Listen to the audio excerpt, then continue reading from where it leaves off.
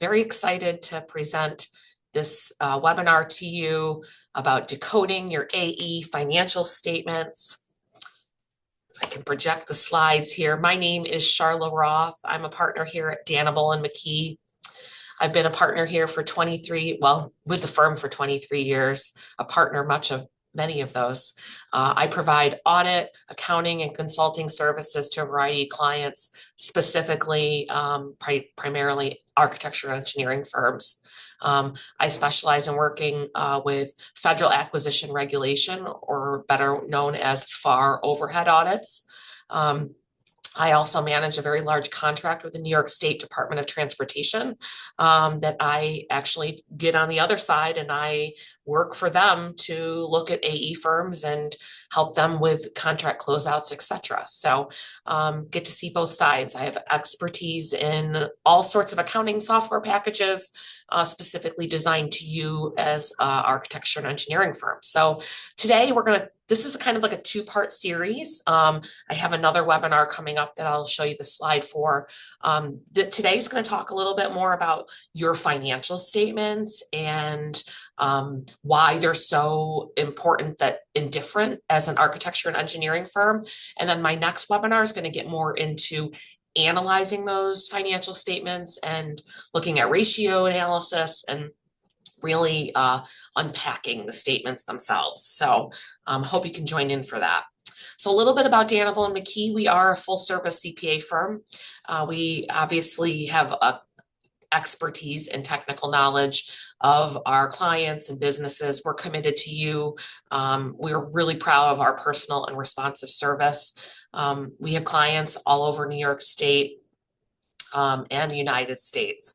I have clients in New York, Alaska, Florida, everywhere. We have offices in Syracuse, New York, a few sub-cities of Syracuse, Binghamton, Schenectady, Auburn. We also have an office in Tampa, Florida. As I mentioned, we do specialize in architecture and engineering firms, and we do provide assurance, accounting services, tax, forensic, valuation work, all sorts specific to your firm. And I also want to point out, we do have a consulting practice. You may have known this firm as Dannible McKee and Associates. We have rebranded. We are now DM Consulting Group, our new fancy logo there. So we specialize throughout the country on working with firms such as yourselves to value your firm, developing strategies for ownership transition. We help you establish buy-sell agreements, really help in that ownership transition process. So it's really twofold. We have the audit and tax and accounting piece, and then we have this consulting practice where we come in and help you value your business and help you through those transition periods. I mentioned that this is a two-part series, so if you're not registered for my Leveraging Key Ratios webinar on April 16th, please, it's complimentary. Please register for that by just visiting our website and going to the events page. So, all right, seems like everybody's in here and settled. We got a growing population. Thank you, everyone. So today, what are we going to do? So important questions for yourself as you're going through this next hour. Do your internal financial reports provide you all the information you need to most effectively manage your firm? And I'm willing to bet that answer is probably no, because that's why you're here. So hopefully you learn a little something today that you can take back if you're not the controller or CFO. Maybe bring some of this information back and help guide your firm to providing better financial reporting for your firm. Do the users of the financial statements have good understanding of the reports provided to them? So it's great. You can get all these reports. You have a great accounting software package, but in the end, does anybody that's getting these packages, do they understand what it is they're reading? Do they understand the financial statements, the nuances within them? So we're going to talk about that a little bit more. And that's what this training is to get you to understand your financial statements a little bit more. And then honestly, that next webinar that I'm having is really going to hone in on the ratio side of it. And could decision-making be improved if better financial analysis was performed? And I think that answer is absolutely yes. That's what the financial statements are for, to help you make some good decisions on your business, to make improvements where needed. So uses of your accounting and financial reporting system, obviously that's for external financial reporting, the IRS, if you have bank commitments that they need to see your external financial statements, internal tax compliance, understanding what you're making payments for, and then of course your internal reporting and analysis, managing your firm for profitability. So utilizing your accounting and financial reporting to manage your profitability. So everyone has probably heard of a balance sheet and an income statement, but it just goes so much more beyond that. And that's what we're going to talk about today. The balance sheet and income statement are just the starting point for your success of financial management. There's other financial statement analyses that are really necessary in this process to understand what you're doing well and what you're doing not so well. So we'll walk through that over this webinar and the next. It's crucial for your firm to understand and utilize detailed reports that you have available in your accounting system. So it's so often I find that firms are not utilizing their accounting system properly. There's so much more you can get out of it, and that's some things we want to explore today. So there's a lot of different accounting and software packages out there for AE firms. Certainly, Deltek is cornering the market. You've got your Deltek Vision, the Vantage Point now, Agera, which was purchased by Deltek, Uninet, Clearview. But then you've also got software like QuickBooks. I have a lot of AE firms that utilize QuickBooks, and they do it really well. They manage their projects just fine. There's a lot of accounting software out there that can help manage your timekeeping piece of it, that may be missing a little bit from QuickBooks, but really certainly not everyone has to be on these large software packages for specific AE firms. QuickBooks does just fine. So we'll walk through a little bit more of that later. But certainly if you ever have any questions about any accounting software, certainly I can be your resource. So today, if you have any questions throughout the presentation, you can put them in the chat. I will do my best to answer them as I see them pop up. If I don't get to them because we're running low on time, I'll certainly send you an email after this. So the balance sheet. So hopefully you've all heard of the balance sheet. So the balance sheet is just a snapshot of your financial position at that particular point in time. So you have this formula, assets, right? That's your cash, your receivables, less your liabilities, that's your payables, your debt, equals stockholders' equity. So that's your equity in the business. So balance sheets for AE firms are not really significantly different from other businesses, very similar. Some of the most significant assets for an AE firm would be obviously accounts receivable and work in process. Some of you may say, well, I actually don't record accounts receivable or work in process on my balance sheet. And that's what we would call a cash basis reporter. So I think we're going to talk about the differences between a cash basis and accrual basis. So if you're like, well, I don't have receivables and WIP on my balance sheet. That's why, because you're a cash basis reporter. So we'll talk about the advantages and disadvantages of that a little bit more into the presentation. So this is a simple balance sheet. Shouldn't be any surprises here. You've got your cash, your accounts receivable, work in process, obviously those being the most significant. Then you've got your current liabilities down below, and then your equity. So again, that formula, got your assets less your liabilities equals your owner's equity, okay? So the income statement. Income statement is actually a period to date summary of any revenue and expenses that calculates your net income or loss for that period. So versus the balance sheet was just a snapshot in time. So the income statement format for an AE firm differs significantly from that of a manufacturer or retail entity due to the nature of the business. So bottom line net income or loss is not really truly representative of the firm's profitability because most of these firms are closely held entities where there's discretionary profitability and bonuses paid out to owners at year end. So it's really important that you distinguish your financial statements a little bit differently than maybe a manufacturer or retail firm. And there is a proper format. I think that I'm surprised at how many firms that contact us that do not have their formatted financial statements properly. So we're here to help you and show you what that looks like. We work with a lot of firms to restructure their income statements to really represent what an AE firm is, and that enables you to then compare yourself to industry standards.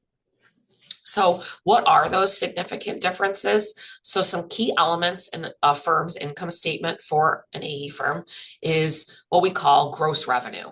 Hopefully you've heard that term. So gross revenue just represents gross fees billed to clients, including reimbursable expenses. Okay, but then we have that term that's called net revenue. So net revenue is defined as your gross revenue less reimbursable expenses. So this is the revenue earned on the firm's labor.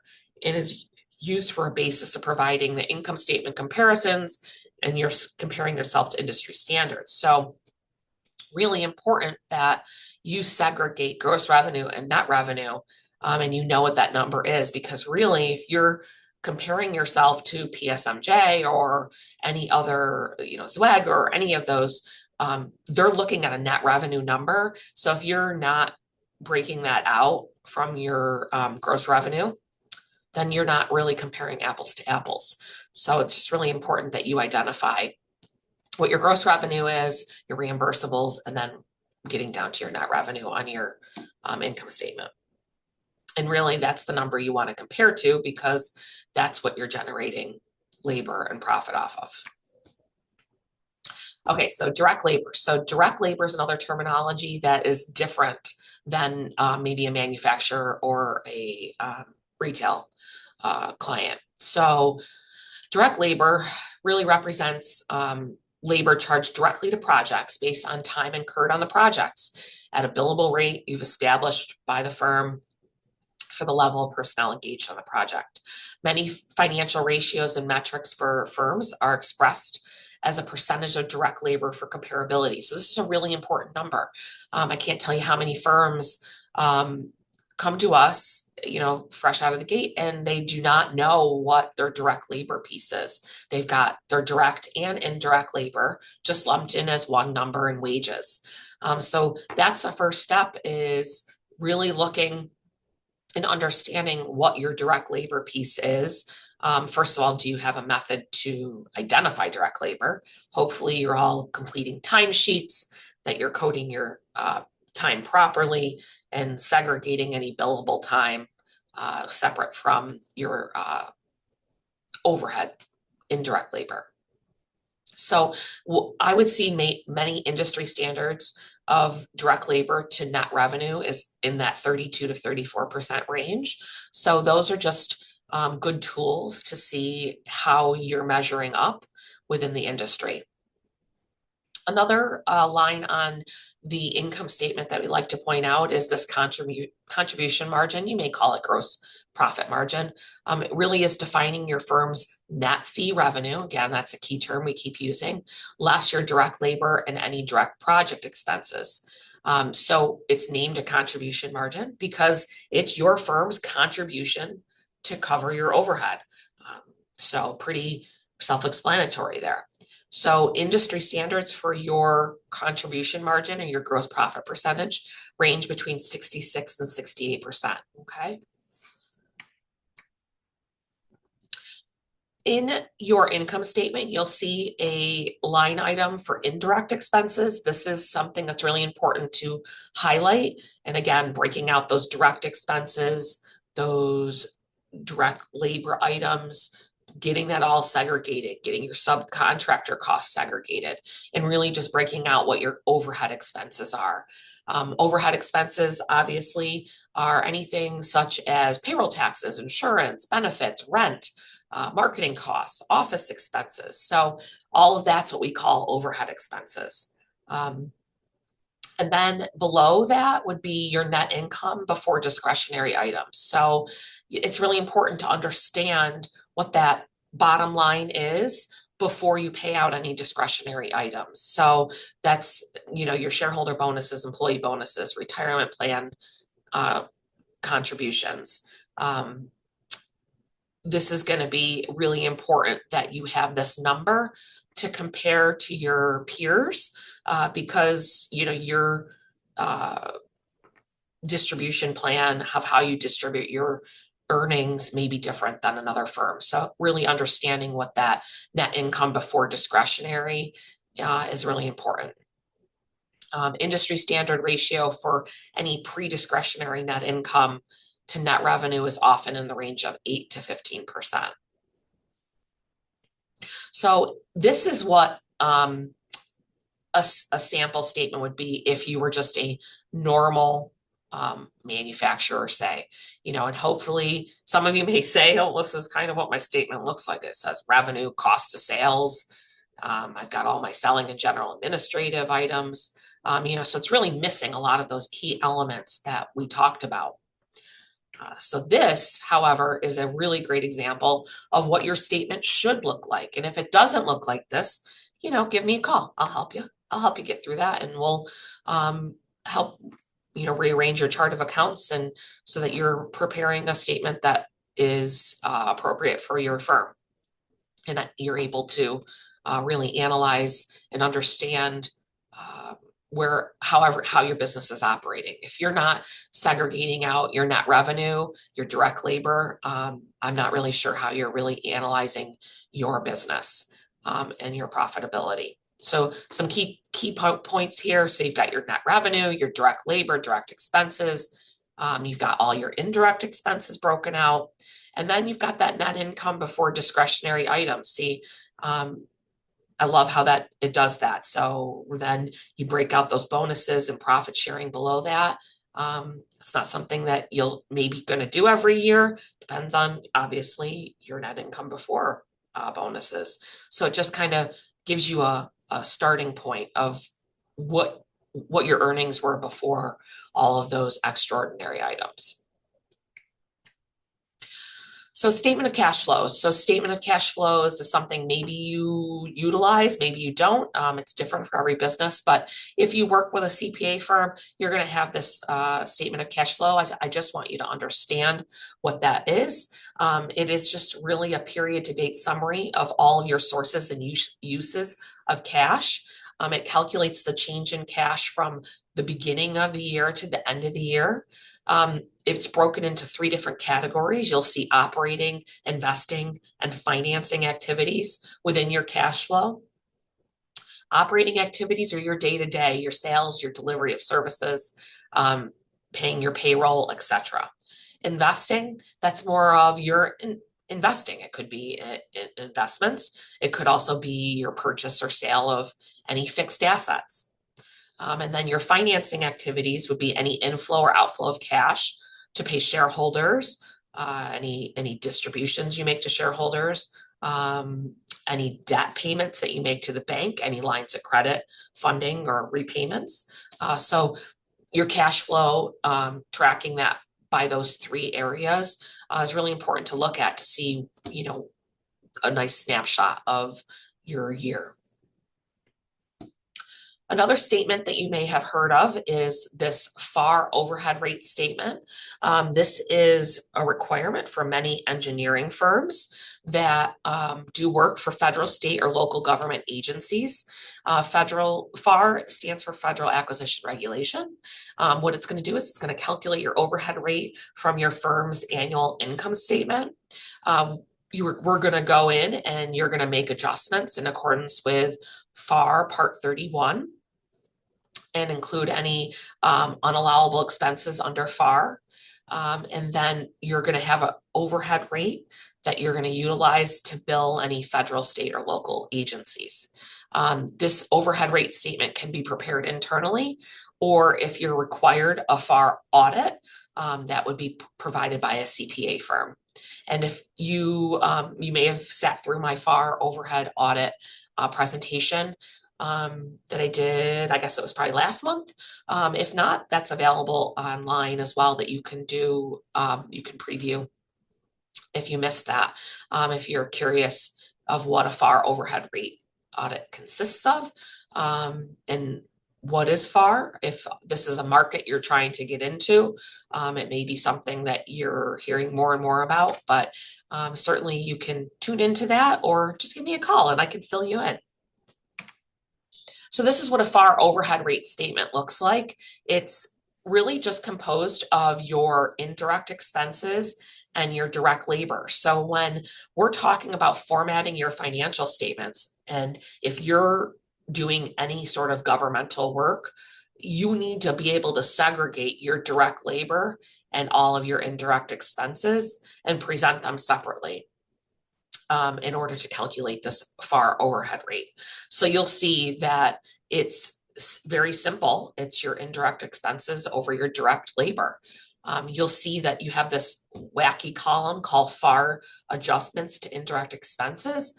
And all that is the government coming through and setting a standard saying, hey, you can incur this expense. It's allowable under IRS standards for your business, but we're not, as a governmental agency, going to pay for certain expenses. We're not going to reimburse you for various items, such as advertising. They're not going to pay for your advertising.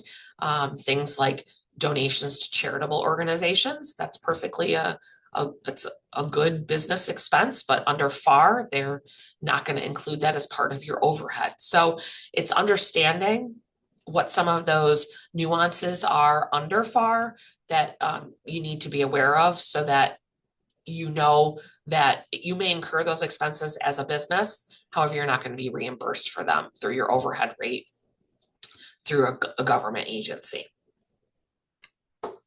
So earlier, we talked about different methods of accounting. So some of you may say, oh, I don't record receivables or payables or WIP on my balance sheet. The chances are then you're probably on what we call this cash method of accounting. And revenue under cash method is recognized when the cash is received. And your expenses are recorded when the cash is paid. Therefore, you're not recording any receivables or payables because you're not recording that income or expense until it's received or paid. So the advantages of cash method of accounting, obviously, it's very popular because it's flexible. A lot of small businesses are allowed to use this method for tax reporting purposes. If you're a personal service corporation, you're allowed to use the cash method for tax reporting. We have so many AE firms that we work with that are cash basis reporters on their tax return. But just because they're cash basis for tax doesn't mean that they manage their business on a cash method. So that's the biggest difference is migrating your brain to say, okay, when we get everything ready for our tax accountant at year end, it's going to be on a cash basis. But during the year, we're going to function on an accrual basis. And what does that mean? We'll get into that. So this is a very simple cash basis statement. One thing you're going to see here, no receivables, no WIP as part of your assets. So really you have these assets out there that you're not valuing. That's the cash basis. So the biggest difference that you're going to see when comparing your statement to others in the industry is your equity of the business is a little bit different. So that's why I'm going to kind of talk you out of this cold cash basis mentality by the end of this presentation. This is a cash basis income statement. Again, it's going to be really hard to compare this to a accrual basis because of the way that you're recognizing revenue and expenses. So we talked a little bit about the advantages. Sure, it's easy to use. Cash basis books and records are really easy to maintain, not having to track receivables, WIP, payables, sure. Cash balance obviously is reconcilable with the bank account. So you're not worried about cash's checks outstanding, etc. And that it's comparable to what you're reporting from a federal income tax basis. So what are some of the disadvantages? So cash method of accounting is not in accordance with generally accepted accounting principles. So it's not GAAP, hence why I'm discouraging it. In a professional service firm, the cash method of accounting is significantly understates your firm's income and net worth. Okay, so you're never really operating in what your true income and net worth is because you're only recording income when you receive it. Net income is understated because the cash method of accounting does not recognize revenue from its amounts billed to clients for services performed. Okay, the firm's net worth is understated because the cash method of accounting does not recognize two most significant assets of the firm, work in process and accounts receivable. Okay, I sound like a broken record, but it's true. So as a result, the cash method's really not going to be appropriate for financial reporting purposes, managing your firm for profitability, and also valuing your firm. Okay, so you can't value your firm if you're on the cash basis of accounting. So what's this fancy accrual method of accounting that I keep talking about? So revenues on an accrual basis are reported when they're earned, and expenses are reported when they're incurred. So you're going to be generating receivables and payables, okay? For a professional service firm, you're going to recognize revenue when it's billed. Expenses are recognized when an invoice or bill is received. In the event that generally accepted accounting principles requires an expense recognition for non-vendor expenses. So you're going to accrue things like payroll, okay? So to ensure that the payroll that is incurred, obviously there's a lag with payroll. So you're accruing that payroll for time that's been incurred but not paid to ensure that your revenues are matching with your expenses. The accrual method of accounting better reflects profitability net worth. Accrual method of accounting is essential to managing your profitability. Yes, Charlotte, you keep going on and on about this. I know, but it's true. So this is what a balance sheet would look like if you were on the accrual basis. So remember those items like accounts receivable, work in process, prepaids. You've got accruals, you've got accounts payable. Those are all things you're going to see on an accrual basis statement. Now, a lot of your software can toggle between cash basis and accrual basis because they know that you need to produce a cash basis statement for your tax accountant. And that's okay because it's automatically creating a cash basis statement. So a lot of the softwares out there, even QuickBooks, can manage both cash and accrual basis. So I've used this term generally accepted accounting principles, and it's just something I want to define for you guys because I think it's important as you are, in this space and you are dealing with your CPAs and you hear this terminology. So generally accepted accounting principles, otherwise known as GAAP, is just a collection of our guidelines and practices used to prepare and present your financial statements for business entities, including any publicly traded corporations, privately held companies, not-for-profit organizations, and governments. So everyone is expecting that you're on this generally accepted accounting principles GAAP. You're following it. And remember, cash basis is not GAAP. So in the United States, GAAP standards are not controlled by the federal or state governments, but are controlled by the Financial Accounting Standards Board, the FASB. You may have heard of that organization. They're a non-governmental, nonprofit organization. Their purpose is really just to develop and establish and approve standards for financial accounting and reporting. So if you hear anybody mention GAAP or FASB, you can say, oh, Charla taught me what those items are. I'm an expert at GAAP and FASB. So what are some characteristics of GAAP? Really, GAAP is making sure that the business is separate from its owners and other businesses. Revenue and expenses should be kept separate from personal expenses. That's a clear definition in GAAP, is to make sure you're maintaining a separate entity. So some of these closely held organizations, that's something that you're going to have to migrate to as you want to move into this world of accrual basis accounting and generally accepted accounting principles. Okay. GAAP consists of a set of very complex and detailed accounting rules that really leave very little room for judgment, which is good because it's meant to create a standard. Going concern, so you may have heard this term. It's the assumption, it's actually the opposite of what you would think, but it's the assumption that the business will continue to operate indefinitely and will not go out of business. So when you see that a statement is presented within accordance with generally accepted accounting principles, you can assume that they are able to continue without a going concern. Conservatism. So GAAP is very conservative. It's a concept that is often referred to as anticipate all the losses, but not all the profits. Okay, that's like it's what we're thinking about when we have GAAP. Very conservative.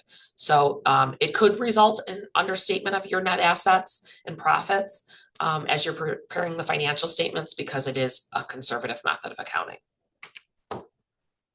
One thing that GAAP does teach you is that you present everything on a historical cost. So companies are going to account for financial transactions based on the acquisition costs rather than the fair market value. Okay, that's for most assets. Consistency. So I mentioned that consistency is one of the biggest highlights of GAAP. All your information is presented across all periods, all years. So there's never one year that, is going to be spiked because you didn't record it one way and then you recorded it a different way the next year. It's just about being consistent. And consistency is really important when you're analyzing your business and comparing it to your peers. So it's just important that businesses are on GAAP so that they can be comparable with the industry. Matching, we talked a little bit about matching. So expenses should be matched with the revenue as long as it's reasonable to do so. So expenses are not recognized with the work is performed, but when the work makes its contribution to the revenue. The all-inclusive concept. So includes all revenues, expenses, gains, loss during that period for which the financial statement's presented. So characteristics, obviously that matching. So your revenue and expense, ensuring that's in the same period. That's going to be the most important piece of GAAP. So the differences in accounting principles, let's just recap this. So there's other things within the GAAP and cash basis. Maybe you're on a little bit of a hybrid. We see that as, we start to deal with firms that are new clients, things that we need to realize that accounting principles can differ from firm to firm and could have a significant impact. The choice of your methods of depreciation could be different, whether you're capitalizing versus expensing your fixed assets. The choice of recording a liability incurred when paid, the choices of how you're recognizing long-term contracts. So all of those are all differences that could exist between firms. So one of those the biggest changes here are depreciation. So what's your method of depreciation? Most firms that are operating on a GAAP method are using a straight line method of depreciating your fixed assets, which is just recognizing them ratably over the useful life. Whereas other businesses may be on a tax basis of depreciation, you're double declining, or any Section 179 elections where you're just expensing that under the 179 deduction. So these depreciation methods are not allowable under GAAP. So it's just really important, especially like if you want to enter that governmental scene where you have to have a FAR overhead rate audit done, you have to calculate on a straight line method of accounting. You can't use any other depreciation method. So that's really important to know. Choices of capitalizing versus expensing, a little more along those lines. Repairs and maintenance expenditures, improvements on your property and equipment. An example of this is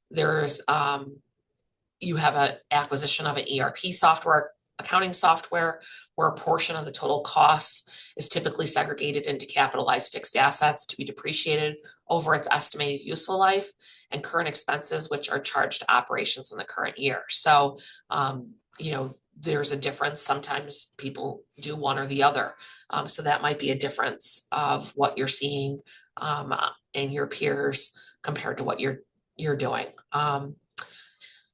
One other thing, with cash basis versus accrual, recording a liability when incurred versus when paid. So you have, your PTO or your vacation sick liabilities. If you're not accruing for those at the time they're earned, not when they're taken, but when they're earned, that's a difference from what other people may be doing, because they may be just recording it as it's taken. So there's not a period of matching. So you should be recording that when it's earned in order to be in compliance with generally accepted accounting principles. Long-term contracts, I mentioned that there's different methods for long-term contracts. So one method, percentage of completion. So revenue is recognized as the contract is completed. Expenses are recognized as they're incurred.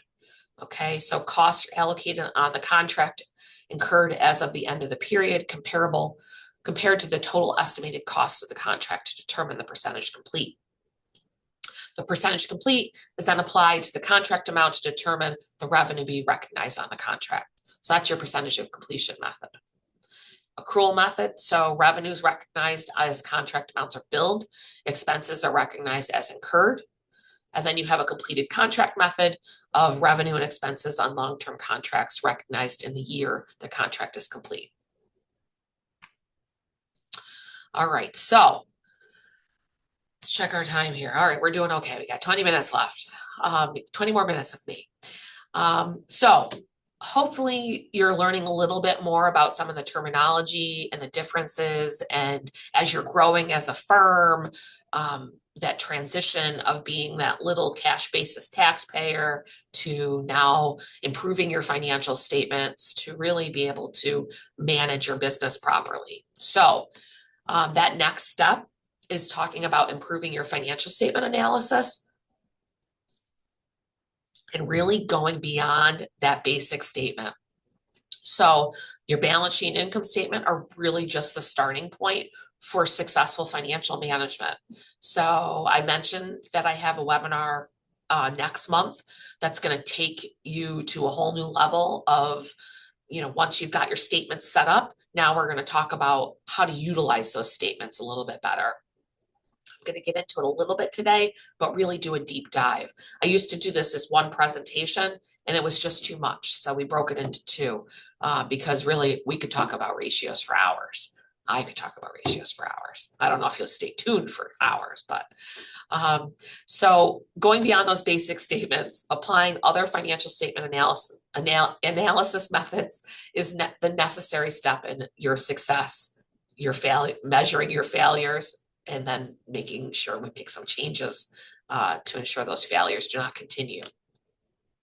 Some other types of financial statement analysis can be fluctuation analysis, looking at common size financial statements, ratio analysis, again, covered in my next presentation, and then industry comparison. So fluctuation analysis. So what is that? So fluctuation analysis is really just the study of your changes in amounts from period to period. You should be analyzing on your income statement the prior period and then showing both dollar and percentage changes on those columns. Most of your software that you're using, your accounting software, already have built-in capabilities to add in dollar and percentage value changes. Not everybody can do the math in their head, and it's very easy to identify significant issues by just seeing it spelled right out there on the page of what the changes are, what's gone up, what's gone down, why. So I think that's just really important that any statement when you're presenting them to management or preparing, if management, if you're not getting this, you should ensure that your controller or bookkeeper is providing that to you. So you get these reports, great. I think it's really important that you understand the relationships among some of the different balances. So some of the relationships can help explain some of the significant fluctuations. In addition, they can lead you to investigate why a balance did not change from year to year as you would have expected. So as your revenue goes up, I would expect that, some of your direct labor is also going to go up. Did that go up in the same fashion, in the same percentage? Really important to look at that. Continually tracking your gross margin change. Your revenue is going up, your direct labor is going up. Hopefully your gross margin, your contribution margin is staying flat or increasing. If it's declining, why is your direct labor increasing at a higher rate than your revenue? Something to really analyze on a monthly basis. On a lot of these dashboards, certainly on Vantage Point, you have these beautiful dashboards that hopefully you're utilizing if you use Deltek or Agera, that is really looking at that contribution margin on a day-to-day basis, and that you're able to identify very quickly any unusual items or jobs going south. Really identifying that early on is important. So we spend all of this time developing these budgets, and now we're in March? Hopefully all this time you spent in November and December creating these budgets are being utilized now in March. It's really important that if you're not doing a budget, that you are creating one. It's very difficult to run a business without a plan. You've got to set goals for yourself. Otherwise, you and your team won't know what you need to achieve. It's also critical that reports that you're using actually utilize these budgets to compare your actual to budgeted results. It's really important that you do a budget to actual comparison to see where variances are. We're spending a lot of time preparing these budgets and we're not utilizing them effectively throughout the year. Again, I think it's really important to be part of that monthly analysis of your financial statements, not just comparing how you compared to prior year, but also how you're comparing yourself to your budget or forecast. So there's a lot of detailed reports that you can run. The basic financial statements are not just the only things to help run your business. There's some really high level ratios that you can add to your statements. As part of your budget process, you should really identify what some of the ratios that you want to obtain for the year, and include that as part of your analysis so that you can know what your targets are. Again, exploring what some of your accounting software capability is really going to be important, and that you tailor those reports so they're very easy to run come month end to help analyze your business. Some things to think about for reporting is what are some meaningful breakdowns for you? Do you have different divisions, different locations? Do you operate in different segments of different types of clients that you want to break down your reporting by client, break down your projects by project manager? I think that's also a very enlightening process, is understanding, which project managers are performing and which ones maybe need a little help. Identifying that early on is really important. So there's a lot of different reports that your CFO or controller can prepare. There's different general ledger reports.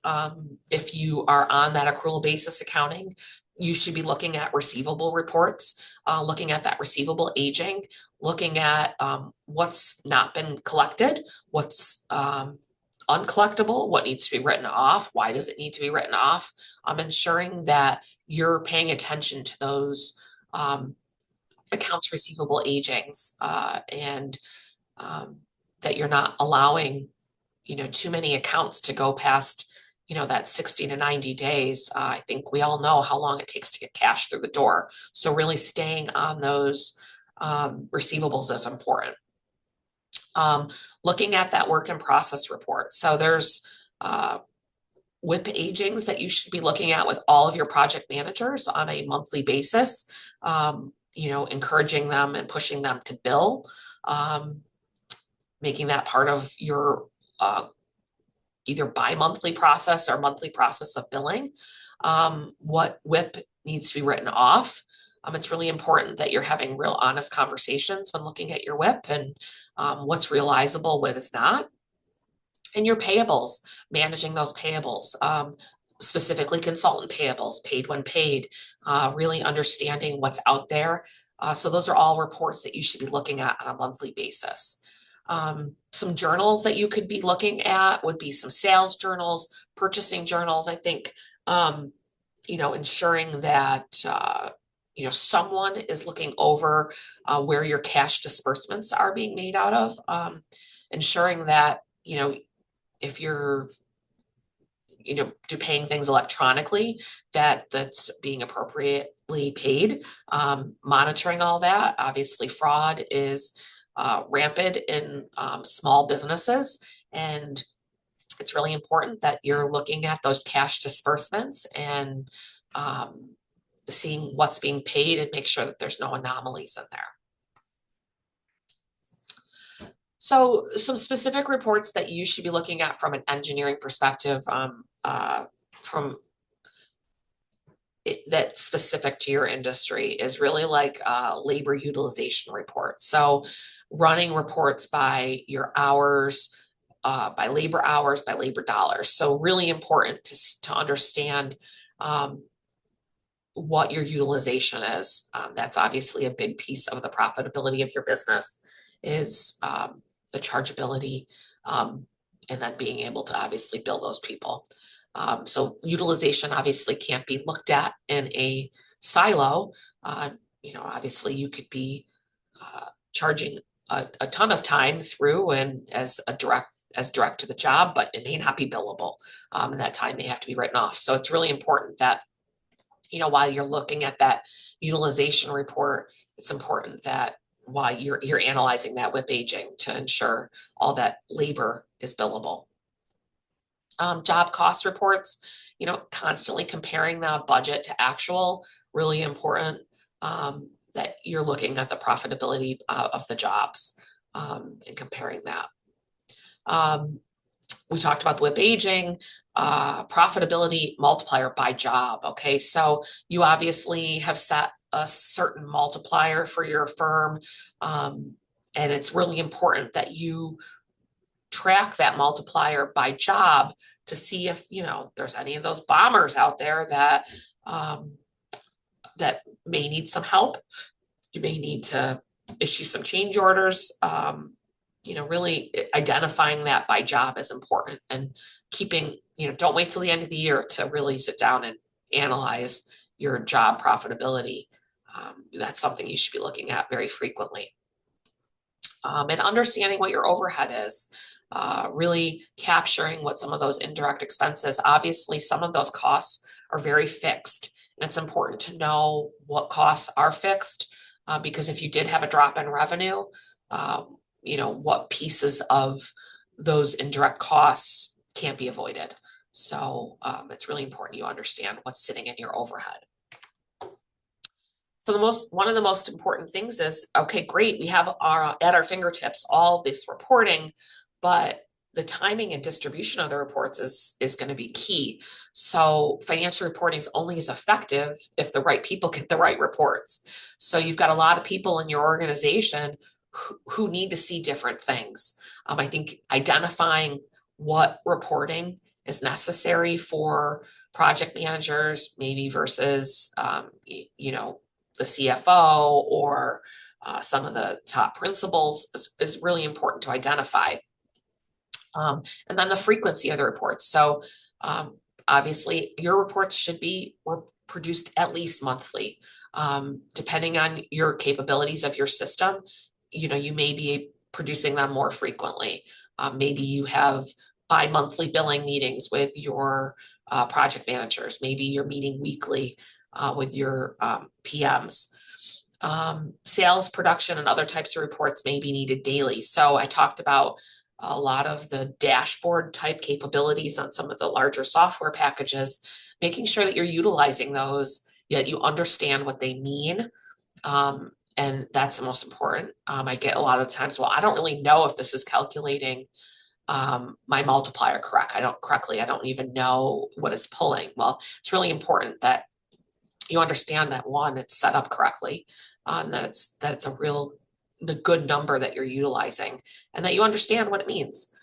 So we work with a lot of firms to help tailor their dashboards and really what they should be looking at.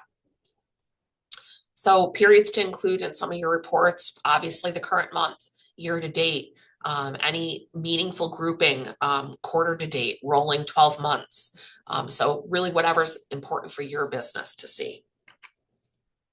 Timeliness. So reports need to be provided as soon enough to be relevant for decision making. Okay, so if you're not getting your month end closed and reporting out to your departments and your PMs and your principals, then you're not able to make effective and timely decisions. So in no event should monthly statements take longer than 2 weeks into the following month. They should be, if they're coming right from the system, it should be very easy to distribute. Sometimes we're waiting on things like you can true that stuff up in the next month. Don't wait. If you wait for one thing, it's going to delay you from the entire process, and that it's sometimes not relevant. It's more important to get those reports out into the decision makers' hands so they can be looking at utilization before 4 weeks have gone by and then the information is stale. Again, talked about distribution of your reports, identifying who those people are, and then you should be distributing them electronically. I don't know many people that are distributing paper reports anymore, but if you are, consider doing those more of a distribution in their inbox. So a lot of people are on the go, some working remote. It's just really important that they have that information at their fingertips. All right, so let's see how we're doing. Okay, we're doing okay. So ratio analysis and benchmarking. Again, I'm not going to touch a ton on this because I have a whole nother presentation on it, but financial statements can be analyzed. This is one more tool to add to your financial accounting packages is your ratio analysis and benchmarking. So financial ratios are just a numeric calculation involving the comparison of meaningful amounts from your financial statements. They can serve as benchmarks against the same ratios of the same firm from previous periods. They can be compared with a predetermined standard. So again, if like you have a budgeted number, that's a predetermined standard that you want to meet, comparing that ratio month after month, year after year. Compare the same ratio with other firms within the same industry and compare average ratios within the industry for which the firm operates. So you're in a really lucky market in the sense that there's so much data out there to benchmark your firms. So if you're not participating in surveys to share your financial data, I encourage you to do so. That information will then become attainable to you utilizing it if you're part of that sharing. So it's all confidential. So, PSMJ is our favorite. That's certainly a tool that we use to benchmark our clients against ratio, against other industries, and just really important. So really going from here, you need an action plan if you feel like you're just not there yet. So I think, you need it's really a 4-step process. I think you need to determine what reports you need to provide. You need to distribute the reports timely, perform that analysis, and then make management decisions based upon that analysis. So I think it's really important that we have these financial tools to help make decisions. But if you're not following this 4-step process, you're not going to be able to make good financial decisions. So really that's the piece. And I find that so many people fall down at that timeliness. They're just not getting reports out timely, and the information's stale and you're already moved on to the next thing. Again, as soon as you get the bank accounts reconciled, move on to, if you've got little things that you're waiting on, just put it into the next month. It's just really important that you get things moving and timely. You can book estimates if you have to. But don't just stop there. Perform that analysis. I think that's really important, that we're spending all this time creating all this reporting, but we're not doing anything with it. It's really important to stop, look at the analysis, and then, okay, what are we going to do? So, direct labor is not increasing in proportion to revenue. Okay, what are we going to do about that? Now we need to, look at some of the jobs. Is there particular jobs that are causing this? So you're able to try to nip things in the bud before they become a huge problem. So when you're doing all of that analysis, it's really important that you're documenting what you're finding. So preparing just a little write-up of why things increased, where things are, just making notes and columns of, so when you go next month, it's not like you're starting fresh. Are you seeing the same trends month to month? So, you could do it in email, formal memos, notes on the Excel spreadsheet, just really just taking that analysis that you're doing and putting, pen to paper. So in conclusion, consider your overall knowledge of your accounting and financial reporting process. Is it where you want to be? Are your basic financial statements formatted properly? So we showed you what a true AE firm financial statement should look like. Do I have gross revenue broken out? Do I have net revenue broken out? Direct labor, indirect expenses. Those are all things to think about. If you're not at that point yet, consider taking a look at that, and reformatting your financial statements would be the first part. Evaluating any detailed reporting that's being produced, and is it being produced to the right people? Is it the right reports? What are you doing with that data? Are you analyzing it? Are you using it to run your business? That's just really important. So change is needed to achieve improved results. I think, you can't be afraid to change, and that's just really important. I hope that's what you get out of today is, hopefully you're here to learn and grow, and that you want to, make your financial statement process better process. That it's a timely process, and that it's something that people come to expect, and that it gets into a routine. Your software, no matter whether it's a very sophisticated software or something as simple as QuickBooks, there's a lot of things you can be utilizing within the software. We work with a lot of firms in order to tailor their software specifics. So, reach out to us if you've got questions.